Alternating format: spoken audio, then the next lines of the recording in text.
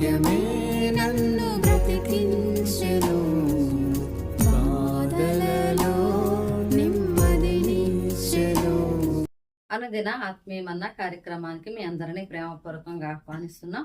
ఈ దినము ఆంధ్ర క్రైస్తవ కీర్తనల పుస్తకం నుంచి 388వ పాట పాడుకుందాం. విశ్వాసముతో వేరెడి వారికి విశ్వమంతయును వీల్పడును. శాశ్వత రాజ్యాధీశ్వరుడాడ్యుడు శాశ్వత మగుని శాసనమిచ్చెను. విశ్వాసముతో వేడెడి వారికి విశ్వమంతయును వీల్పడును. బిడ్డలు తండ్రుల వేడగనన్నము, బెడ్డలిచ్చు వేరులు గలరే. దొడ్డ తండ్రి నిలదోడ్పాటడిగిన నడ్డు లేక విమలాత్మన సంగును. విశ్వాసముతో వేడెడి వారికి విశ్వమంతయును వీల్పడును. నమ్మకమున జెడు నరులను గానము, నమ్మక చెడుదురు నరులయ్యో. ఇమ్మహి సకల శుభములు గలుగును, సమ్మతి వెతకగ శాశ్వత రాజ్యము. విశ్వాసముతో వేడెడి వారికి విశ్వమంతయును వీల్పడును. శాశ్వత రాజ్యాధీశ్వరుడాడ్యుడు శాశ్వత మగుని శాసనమిచ్చెను. విశ్వాసముతో వేడెడి వారికి విశ్వమంతయును వీల్పడును. క్రీస్తునందు ప్రియమైన దేవుని బిడ్డలారా, మరొక నూతనమైన దినము దేవుడిస్తూ ఉన్న ఈ అనుదినాత్మీయమన్న కార్యక్రమానికి మిమ్మల్ని అందరినీ కూడా ప్రేమపూర్వకంగా ఆహ్వానిస్తూ ఉన్నాను. సమయంలో పరిశుద్ధ గ్రంథంలోని వ్యక్తుల ద్వారా మనం కొన్ని విషయాలను నేర్చుకుంటూ ఉన్నాం. ఈరోజు యోహాను సువార్త 3వ అధ్యాయము 1వ వచనాన్ని మనము చదువుకుంటే, యూదుల అధికారి అయిన నికోదేము అను పరిసయుడు ఒకడు ఉండెను. ప్రియమైన దేవుని బిడ్డలారా, నిన్నటి దినాన యోహాను సువార్త యొక్క పరిచయాన్ని మనం చూసుకున్నాం. ఈ రోజు నుండి వ్యక్తులను చూసుకుంటామని అనుకున్నాం. కాబట్టి మొదటిగా ఈ యోహాను సువార్తలో మనం చూసే వ్యక్తి 3వ అధ్యాయం 1వ వచనంలోని నికోదేము అనే వ్యక్తిని మనం చూస్తూ ఉన్నాం. ఆయన ఒక పరిసయ్యుడు అని మనకు తెలియజేయబడుతూ ఉంది. అంత మాత్రమే కాకుండా ఆయన యూదుల అధికారి అనే మాటను మనం చూస్తూ ఉన్నాం. అంటే యూదులకు చాలా ప్రాముఖ్యమైన పరిపాలించే సభ అయిన సన్హెద్రిన్ సభలో ఆయన ఒక సభ్యుడిగా అధికారిగా మనం చూస్తూ ఉన్నాం.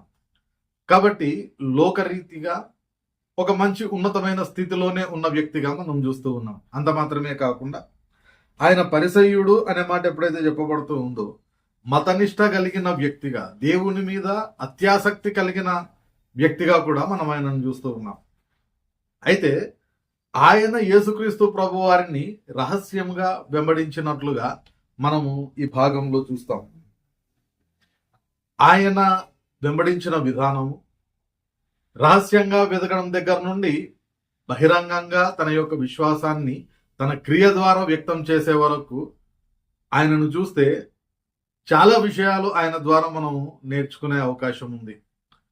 అయితే అన్ని విషయాలు నేర్చుకునేది ఉన్నప్పటికీ కూడా కేవలం 3 సార్లు మాత్రమే ఆయన యోహాను సువార్తలో ప్రస్తావించబడుతూ ఉన్నాడు. మొదటిగా యోహాను సువార్త 3వ అధ్యాయం 1 నుండి 21వ వచనంలో ఇక్కడ యేసుక్రీస్తుతో ఆయన రాత్రి వేళ కలుసుకొని రహస్యముగా ఆయన మాట్లాడిన సందర్భాన్ని మనం చూస్తాం. ఆ ప్రకారమే క్రొత్తగా జన్మించడం, బాప్తిస్మాన్ని గురించి యేసుక్రీస్తు ప్రభువారు మాట్లాడిన ఆ సందర్భాన్ని మనం ఇక్కడ చూస్తాం.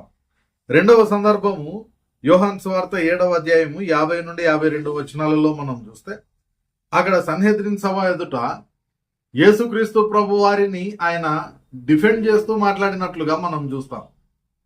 మూడవది యోహాను సువార్త 19వ అధ్యాయము 38 నుండి 42 వచనాలలో మనం చూస్తే యేసుక్రీస్తు యొక్క మృతదేహాన్ని సమాధి చేయడానికి అరిమతయి యోసేపుకు సహాయం చేసిన వ్యక్తిగా ఈయనను మనం చూస్తాం.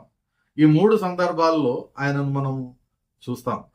అయినప్పటికీ అనేకమైన విషయాలు ఆయన ద్వారా మనం నేర్చుకోవచ్చు. దాంట్లో మొదటిగా మనం జ్ఞాపకం చేసుకుంటే, సిన్సియర్గా మనం దేవుణ్ణి వెతకడానికి ప్రయత్నం చేస్తే తప్పకుండా దేవుడు మనకు దొరుకుతాడు.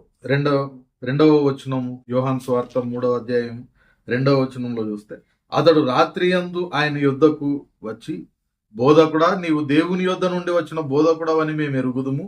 దేవుడు అతనికి తోడై ఉంటేనే గాని నీవు చేయుచున్న సూచక క్రియలను ఎవడునూ చేయలేడని అతనితో చెప్పాను. కాబట్టి ఆయన మతనిష్ట కలిగి ఉన్నప్పటికీ కూడా దేవుని యొక్క కుమారుడు, లేకపోతే ఇక్కడ ఆయన ఏదైతే చెప్తూ ఉన్నాడో దేవుడు అతనికి తోడై ఉంటేనే గాని అనే మాట చెప్తున్నా, ఆ సందర్భం లేదంటే ఆ అనుభవం, దేవుడు తోడుగా ఉన్న అనుభవం ఆయన మతనిష్ట కలిగి ఉన్నప్పటికీ ఆయనకు లేదు. కాబట్టి ఆయన ఏం చేస్తూ ఉన్నాడంటే యేసుక్రీస్తును రహస్యంగా వెంబడిస్తూ ఉన్నట్లుగా మనం చూస్తూ ఉన్నాం. లేకపోతే సిన్సియర్గా సత్యం కొరకు ఆయన ఎదురు చూస్తూ ఉన్నాడు, అన్వేషిస్తూ ఉన్నాడు. అయితే మనము కూడా ఒకవేళ నిజంగా సిన్సియర్గా దేవుణ్ణి వెతకడానికి ప్రయత్నం చేస్తే తప్పకుండా దేవుడు మనకు లభిస్తాడు. కారణం ఏంటంటే యేసుక్రీస్తు ప్రభువారే చెప్తూ ఉన్న మాట, చేస్తూ ఉన్న వాగ్దానం, వెదకుడి మీకు దొరుకును అని అంటూ ఉన్నాడు. కాబట్టి మనం వెతకడానికి ప్రయత్నం చేయాలి.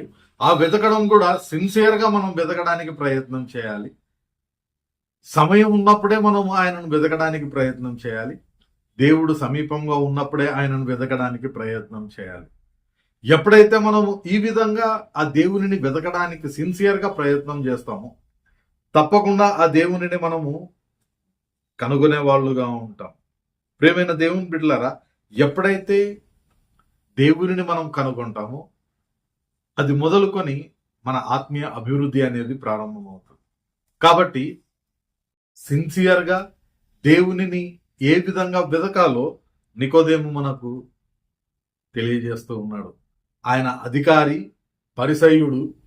పబ్లిక్గా ఒకవేళ వస్తే తన సభవారిలో నుండి, బంధుమిత్రులలో నుండి కూడా ఆయనకు ఒకవేళ వ్యతిరేకత వచ్చే అవకాశం ఉంది. అయినప్పటికీ సత్యాన్ని తెలుసుకోవాలనే ఆయన ఆశను ఆయన అణుచుకోలేకపోయినాడు. పబ్లిక్గా బయటపడకపోయినప్పటికీ సీక్రెట్గా ఆయన సత్యం కొరకు ఆయన అన్వేషించి విజయం సాధించినట్లుగా మనం చూస్తూ ఉన్నాం. కాబట్టి మొదటిది, సిన్సియర్గా మనం వెతికితే దేవుడు ఖచ్చితంగా మనకు దొరుకుతాడు.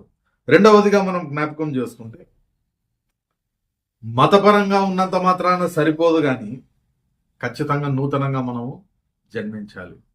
ఇక్కడ ఆయన పరిసయుడిగా ఉండి, మతనిష్ట కలిగిన వ్యక్తిగా ఉండి, ధర్మశాస్త్రం అంతటిని కూడా చాలా అద్భుతంగా తెలిసిన వాడైనప్పటికీ కూడా ఆ అనుభవము దేవుని యొక్క రాజ్యంలోనికి ఆయనను చేర్చలేదు అనే సత్యాన్ని మనం ఇక్కడ చూస్తూ ఉన్నాం. 3వ వచనంలో మనం చూస్తాం కదా, అందుకు యేసు అతనితో, ఒకడు క్రొత్తగా జన్మించితేనే గాని అతడు దేవుని రాజ్యమును చూడలేడని నీతో నిశ్చయముగా చెప్పుచున్నాను అనేను. ప్రియమైన దేవుని బిడ్డలారా, ఆయన ఒక పరిసయ్యుడిగా ఎన్నో పనులు దేవుని కొరకు ఆయన చేసి ఉండొచ్చు. ఉన్న ధర్మశాస్త్రాన్ని బట్టి, లేకపోతే సొసైటీలో తనకు ఇవ్వబడిన ఆధిక్యత, సన్హెద్రిన్ సభ సభ్యుడిగా తనకు ఇవ్వబడిన ఆ యొక్క ఆధిక్యతను బట్టి ఆయన ఎంతో దేవునికి చేసి ఉండొచ్చు. కానీ అవి ఏవి కూడా దేవుని యొక్క రాజ్యంలోనికి ఆయనను చేర్చలేవు. దేవుని రాజ్యాన్ని చూడడానికి కూడా అవి ఉపయోగపడవు. ఆ ప్రకారమే ప్రియమైన దేవుని బిడ్డలారా, మనము కూడా ఒకవేళ ఎన్నో మంచి పనులు చేస్తూ ఉండొచ్చు, చర్చికి రెగ్యులర్గా వెళుతూ ఉండొచ్చు, పాటలు పాడుతూ ప్రార్థన చేస్తూ ఏదైనా మనం చేస్తూ ఉండొచ్చు. కానీ నూతన జన్మ అనుభవం, బాప్తిసం ద్వారా క్రీస్తులోనికి మనము చేరుకునే ఆ యొక్క అనుభవం మనకు లేకపోతే ఇహలోకంగా ఎన్ని మంచి క్రియలు మనం చేసినప్పటికీ అవేవి కూడా దేవుని రాజ్యాన్ని మనకు చూపించవు, దేవుని రాజ్యంలోనికి మనల్ని చేర్చవు. ఇక్కడ మతనిష్ట కలిగిన వ్యక్తి, చాలా పెద్దవాడు, జ్ఞాని అయినప్పటికీ కూడా ఆయనకు కూడా అది అవసరమైంది. మరి ఈ దినాన మనకు కూడా నికోదేముకు దేవుడు మాట్లాడిన అదే మాట మనకు కూడా తెలియజేస్తూ ఉన్నాడు. ఎన్ని మంచి పనులైనా చేయవచ్చు, కానీ నూతన జనన అనుభవం మనకు లేకపోతే అవన్నీ కూడా వ్యర్థమైన పనులే అనే సత్యాన్ని మనం ఆయన ద్వారా నేర్చుకుంటూ ఉన్నాం. కాబట్టి ఈ దినాన నికోదేము ద్వారా 2 విషయాలు మనం నేర్చుకుంటూ ఉన్నాం. సిన్సియర్గా దేవుణ్ణి వెతికినట్లయితే తప్పకుండా ఆయనను మనం దొరకబుచ్చుకోగలుగుతాం. రెండవది, మతపరంగా ఎంత ఉన్నప్పటికీ నూతన జన్మ అనుభవం అనేది లేకపోతే దేవుని రాజ్యాన్ని మనం చూడలేము, చేరలేము. కాబట్టి ఆ 2 విషయాలు మన జీవితంలో మనం అలవర్చుకోవడానికి ప్రయత్నం చేద్దాం.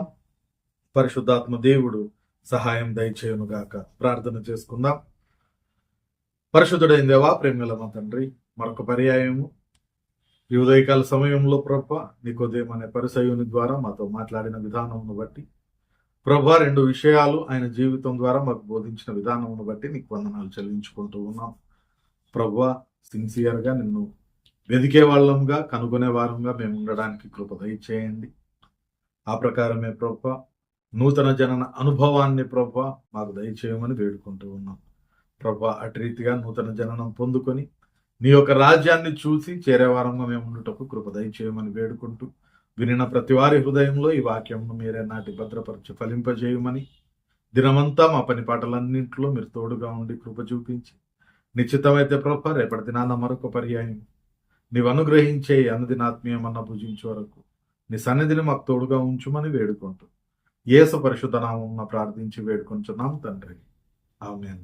తండ్రి, కుమార, పరిశుద్ధాత్మ త్రియేక దేవుని సకల దీవెనలు సదాకాలం మనకందరికి తోడయుండి నడిపించునుగాక. ఆమేన్.